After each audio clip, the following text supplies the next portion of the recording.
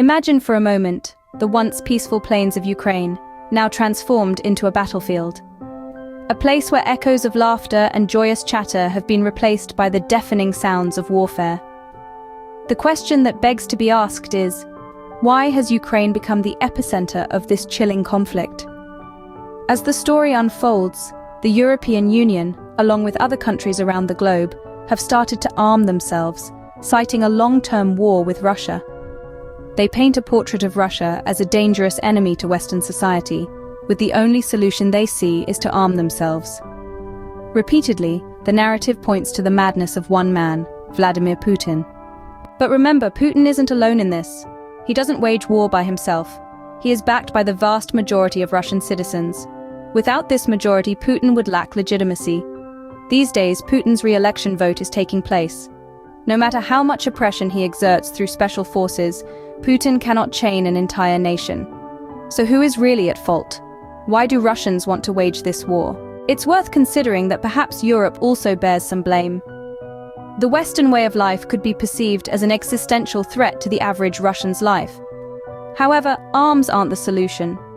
War brings death and destruction. Has anyone considered inviting Russia into the European Union? Asking them whether they want to join the European Union, and if not, what their fears are. What aspects of Western life disturb or scare them? What keeps them in this war with thousands, even hundreds of thousands of deaths, with economies and infrastructures destroyed? Russians are people, just like us. They respond to pain. They have hopes. So why not invite them to coexist, to enjoy peace? When Russians understand that it's better to be alongside Europe, they will join the Europeans. They will find an easy way to remove Putin. This is the path to peace, prosperity, and happiness. In summary, this video has delved into the ongoing war in Ukraine, highlighting the key players and their motives. It has explored the European Union's strategy of arming itself against Russia, the role of Putin, and the support he garners from the Russian majority. It has questioned Europe's possible contribution to the conflict and suggested an alternative path to peace.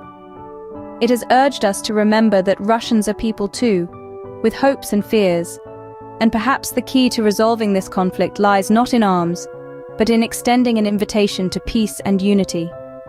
This is the path that leads to prosperity and happiness, a path that everyone deserves to walk on.